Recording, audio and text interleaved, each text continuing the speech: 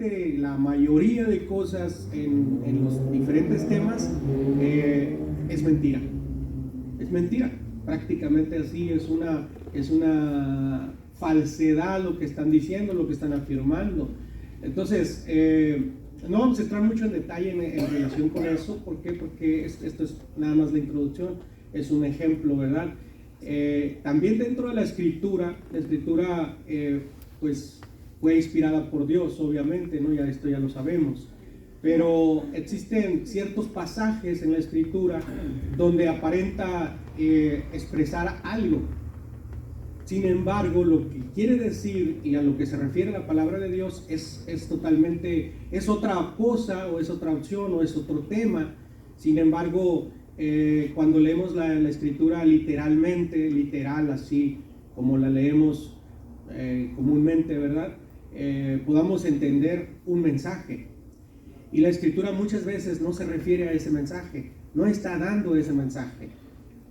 Por ende es necesario profundizar más en la escritura, escudriñar, ¿sí?, qué es el contexto del versículo que estamos leyendo, a qué se refiere, comparar la Biblia, algunos capítulos con otros capítulos de la misma Biblia paralelos en relación al tema, para saber a qué se está refiriendo la escritura. Vimos, por ejemplo, ese martes el ejemplo de un sofisma. El tema, acuérdense que el tema es sofismas.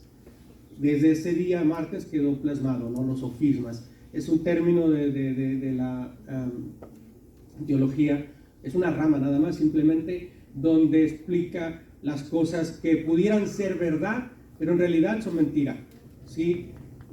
Una de las características es razón, un argumento falso con apariencia de verdad. En aquel martes dimos, por ejemplo, la cita de Apocalipsis 12. No sé cuántos nos recuerdan. Apocalipsis 12, donde habla de una mujer que, ¿verdad?, que iba siendo perseguida y llevaba un grupo de estrellas y bla, bla, bla, ¿no? Entonces, cualquier persona que lea la Biblia literalmente, pues pudiera decir, ay, mira, aquí está refiriéndose a algo. Sobre todo los que, ¿verdad?, la religión popular, de ahí toman el concepto de esa base de las imágenes que ellos hacen, ellos adoran. Entonces, pero si nosotros como cristianos sabemos que ese capítulo no está hablando de eso, está hablando de otro concepto totalmente diferente, porque se refiere al pueblo de Israel. Si nosotros no leemos bien, no escudriñamos, pues también nos podemos ir con la finta de decir, ay, no es cierto, la religión popular de afuera tiene razón, porque así como la Biblia lo describe, pues ellos hicieron una imagen, ¿sí? Sabemos de qué es. Entonces, este es prácticamente un sofisma. Entonces, en aquella ocasión empezamos relacionado, el tema eran los dioses paganos, los dioses antiguos, ¿sí? Empezamos, la clase empezó, para dar un pequeño repaso sin tomar mucho tiempo, de dónde surgen, o cuál es el comienzo de los dioses, cuál es el comienzo, cuál es el inicio, de dónde surgieron, quién los inventó, por qué, para qué, ¿sí? Entonces todo eso tenemos que nosotros que entenderlo, para nosotros poder entender a qué se refieren las escrituras cuando hablan ciertos temas, donde probablemente toquen temas muy específicos, pero en realidad muchas veces ni siquiera se refiere a eso, ¿sí? Entonces, el tema era, bueno, ¿de dónde surgieron tantos dioses paganos, verdad?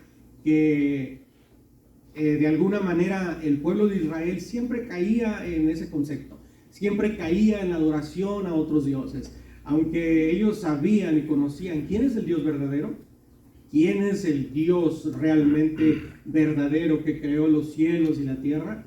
Aún así, ellos optaban muchas veces por irse por el paganismo, por los dioses paganos, por lo que la gente de afuera, los otros pueblos tenían o adoraban. Entonces, el pueblo de Israel caía en esa tentación, por decirlo de una manera, cediendo a lo que ellos eran para entregarle adoración a los dioses paganos. Y nosotros tal vez podamos no entender ese concepto ¿Por qué? Porque ahorita nosotros tenemos un conocimiento de Dios, tenemos un conocimiento de las Escrituras y decimos, tal vez no pueda yo caer en ese paganismo que el pueblo caía en la antigüedad. Pero de alguna manera podemos caer o ceder ante los dioses paganos nuevos en la actualidad. Y vamos a entrar en materia, pudiéramos decir tantas cosas, ¿verdad? Ahorita en la actualidad pues hay mucho paganismo, mucha idolatría, muchas cosas que a Dios no le agradan, que pudieran entenderse como sofismas, ¿sí? ¿Por qué? Porque vimos ese martes que el hombre y la mujer tenemos la eternidad dentro de nosotros. La eternidad surge cuando en el Génesis Dios dijo, hagamos al hombre a nuestra imagen y semejanza. Dios nos dio parte de Él. Dios nos dio una esencia y nos puso dentro de nosotros esa parte que no muere, esa parte que existe dentro de nosotros, que va a perdurar después de la vida, después de la muerte. Vamos a nosotros a ser traspuestos, ¿verdad?, a un lugar. Entonces vamos a estar conscientes, va a haber conciencia dentro de nosotros y tal vez este cuerpo mortal, este cuerpo se acaba, se degrada, pues va en decadencia, ¿verdad?, constantemente. Conforme va pasando el tiempo, van pasando los años, nuestras células mueren, se envejecen y vamos entrando en una decadencia física, por decirlo de alguna manera, ¿no? Refiriéndome a la vejez. Sin embargo, hay una parte de nosotros que va a trascender después. Por eso Dios puso la eternidad en nosotros, y esa eternidad quiere decir que nosotros tenemos necesidad como humanos de adorar o de hincarnos ante cierto ser. Esa necesidad de adorar a algo, de adorar a alguien, no es nuevo, no es de nosotros, no es de esta iglesia. Esto viene a raíz de que el ser humano fue creado. Por eso vemos, por ejemplo, aldeas de gente que viven apartadas, ¿verdad?, que no les ha llevado predicado el evangelio, no tienen el concepto, el conocimiento de Dios, pero ellos sienten la necesidad de crear imágenes, de crear ciertos artículos, ciertas cosas de adoración. Esa necesidad existe dentro del hombre. Esa necesidad surge a través de que Dios nos puso la eternidad en nosotros. Entonces, ahorita pues digo, pues ya conocemos un montón de imágenes, los que participaban, ¿verdad?, en la iglesia popular, pues sabemos que hay muchas imágenes, hay muchas, tanto como hombre, de mujer, y hasta de niños chiquitos, ¿no? Entonces, imágenes que dice la Escritura que no tienen ningún poder. Imágenes que o sea, simplemente no hay nada, no representan nada. Por eso en Isaías 40 Dios le dice, ¿a qué me podréis hacer imagen a mí? O sea, Dios hace una pregunta como diciendo, o sea, ¿yo en qué manera me he revelado a ti para que tú me hagas una imagen de talla? ¿O cómo podemos comparar a Dios? ¿Con qué imagen? ¿Con qué artículo? ¿Con qué animal? ¿O con qué estatua? ¿O con una piedra? ¿O cómo? O sea, y Dios dice, pues, ¿a qué me podréis comparar?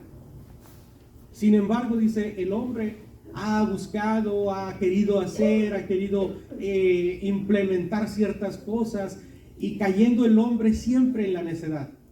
Siempre en la necedad. O sea, al final de cuentas, el hombre, el ser humano, es una persona necia, porque cae en esas cuestiones.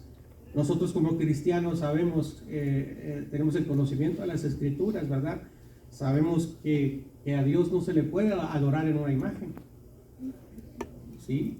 Que Dios es personal, que hay un encuentro personal con Cristo, una comunicación, ¿verdad?, una interacción de hombre a Dios y de Dios a hombre, ¿sí?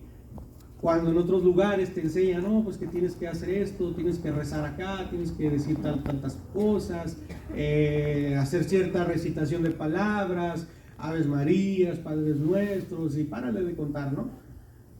Entonces, ese no es